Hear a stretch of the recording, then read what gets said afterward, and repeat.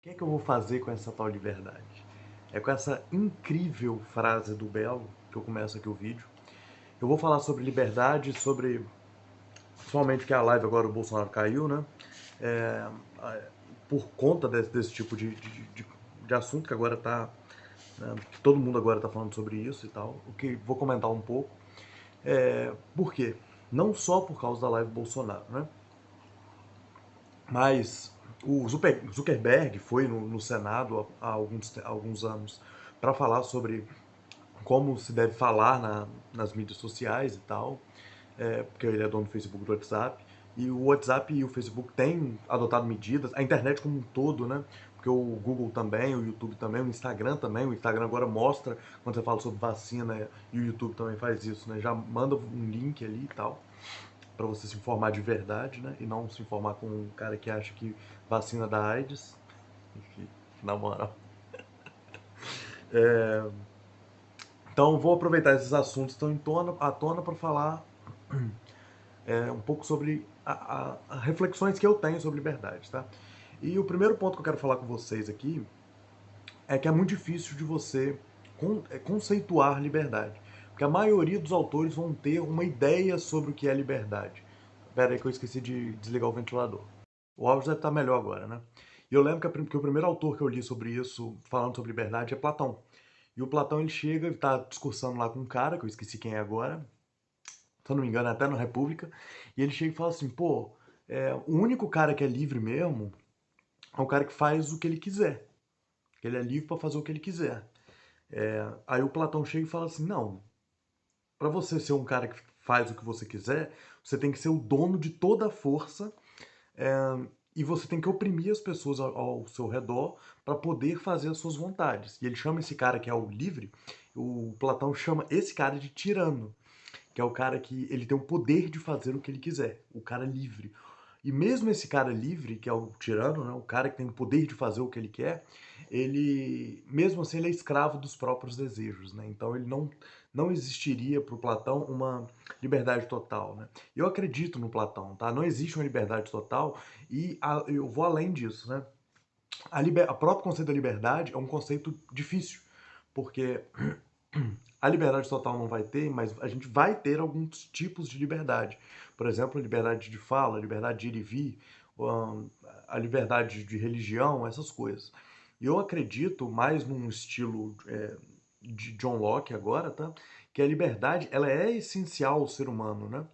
E a gente, com um tempo de civilização, de progressão de filosofia, né, de pensamento, a gente percebe, né, que todos os seres humanos nasceram para ser livres. Mas claro que a liberdade, como o Kierkegaard falava, por exemplo, a liberdade ela traz angústia, né? Porque agora você vai ter que começar a escolher isso sim e aquilo não. E aí eu já estou emendando um autor no outro, tá, gente? Mas calma que eu vou dar uma desacelerada. E é isso que vai levar pessoas como o Etienne Laboissy falar de escravidão voluntária, né? As pessoas que elas sofrem tanto a angústia de ter que escolher, né, do poder da escolha, de serem os protagonistas do próprio destino e tal, e elas vão abrir mão disso para viver uma vida mais confortável com outras pessoas escolhendo para elas, né? O exemplo que eu conheço, né, de vivência são homens e mulheres pedindo para o pastor escolher qual pessoa deve ou não casar, tá? O Aristóteles também vai falar sobre isso, claro. Estou lendo aqui no livro do Eduardo Bittar, que eu peguei emprestado para estudar no meu TCC. É um livro que vai falar sobre os conceitos de uma forma muito simples, mas os comentários desse cara são muito profundos e bons. Então ele serve tanto para pessoa que está começando, quanto para a pessoa que está há muito tempo já nesse caminho, né? Mas só continuando agora aqui. É, o Baudin, o Jean Baudin, né, ele vai falar sobre as questões individuais de soberania, de poder, de política, né, e na questão política mesmo, de como que é o contexto da soberania, que é bem interessante, tá? Quais os limites do poder do soberano, porque o soberano ele tem um poder, né, seja ele o monarca, ou seja, ele o executor, né, das leis, etc., ele tem algum tipo de poder soberano, sim, né? Seja no país, na cidade, o prefeito e etc., né? Só que o Bodan vai falar sobre que esse poder ele tem algumas limitações, tá? O, seguindo, eu não vou comentar muito sobre Thomas Hobbes nesse vídeo, porque eu já fiz um vídeo sobre a origem do Estado e nele eu já falo por que o Thomas Hobbes está certo, né, e etc. E eu já acredito também uma forma mais do John Locke, né, que o ser humano ele tem como essência a liberdade, né, e sempre vai buscar a liberdade. É, e mesmo assim, eu também entendo que existe uma construção ali, né, social, de uns que buscam mais liberdade e outros que buscam menos, né? E angústia também é um sentimento forte que faz a gente querer não ser tão livre. Só continuando. Isso tudo, gente, eu tô dando só a introdução, tá? É assim que a minha mente louca, caótica trabalha.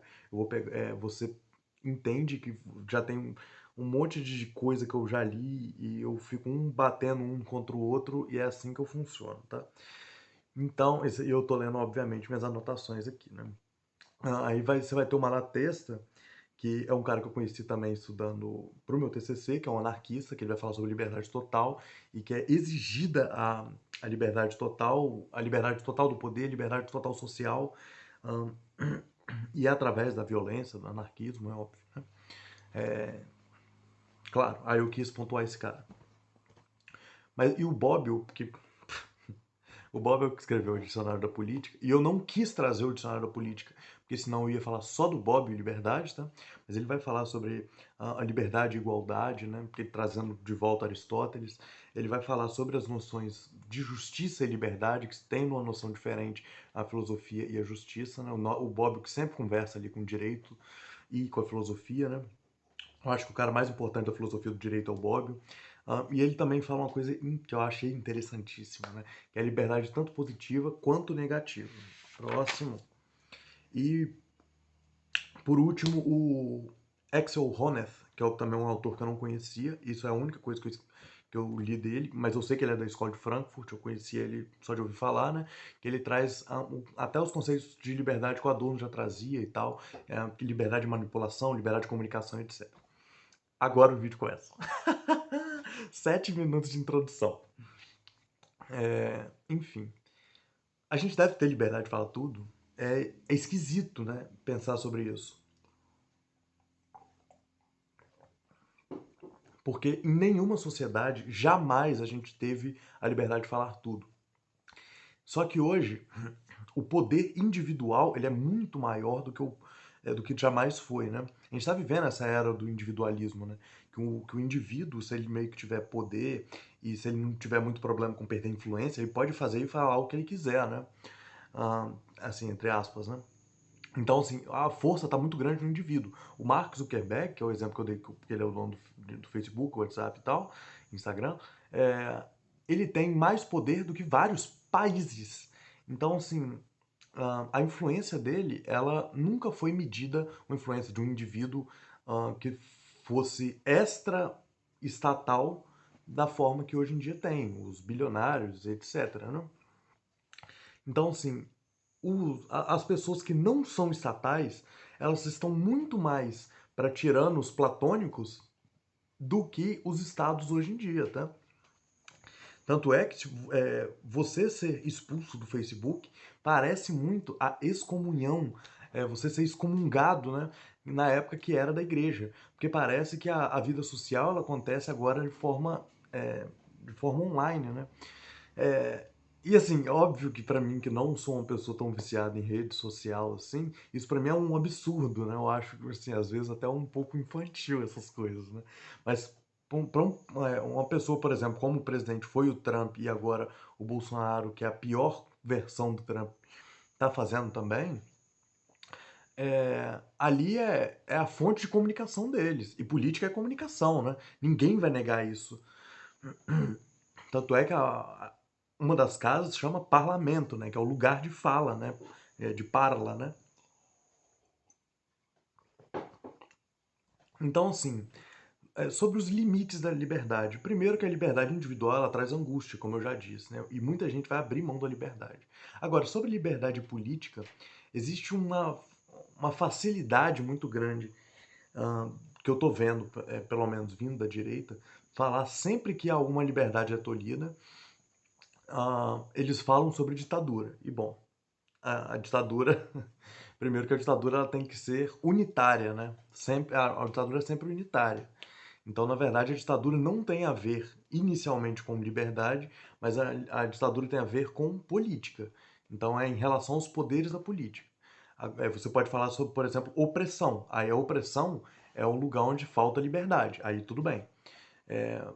E todas as ditaduras são opressoras, tá? Onde não existe equilíbrio de poder, não existe equilíbrio de liberdade, tá? Isso eu acabei de pensar, eu achei muito interessante, hein? Por isso que até mesmo hoje em dia os estados já pensam em uma forma de como regular as redes sociais para que não haja um desequilíbrio realmente de liberdade. Porque quando existe um desequilíbrio de liberdade, também existe desequilíbrio de poder. Então, assim, ninguém acredita de verdade que as pessoas têm liberdade de falar o que quiserem. Tá? A gente cria as leis para isso, né? Tanto é que existe esse limite de liberdade, que é. Agora eu vou esquecer, e eu devia ter anotado isso, mas quando você imputa crime a uma pessoa, por exemplo, você tem que pagar por isso, etc. Mas qual que é. Mas assim, chamar pessoas que têm ideias, por exemplo, de assassinos ou genocidas, como tem acontecido, né? Faz sentido, sendo que as pessoas só falam as coisas? Eu não sei se faz sentido ou se faz. Eu tendo a achar que faz, tá?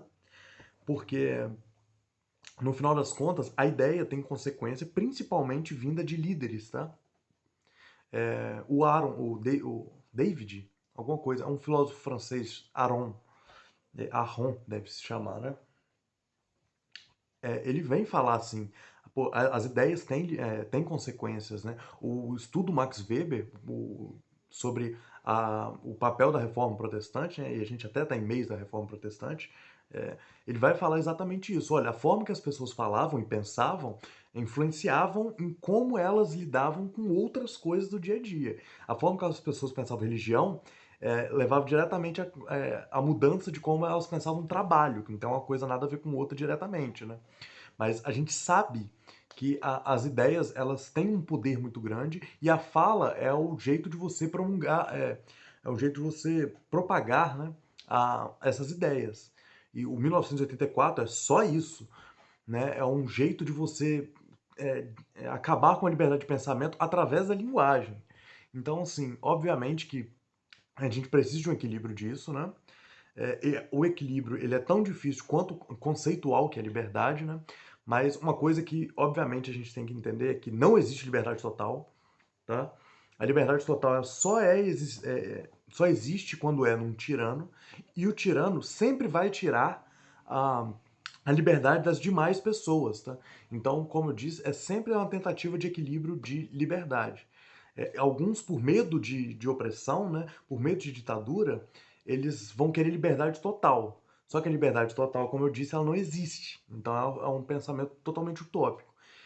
Mas eles também estão certos de que você indo pegando de liberdades em liberdades, você acaba desequilibrando o poder também. Isso é verdade.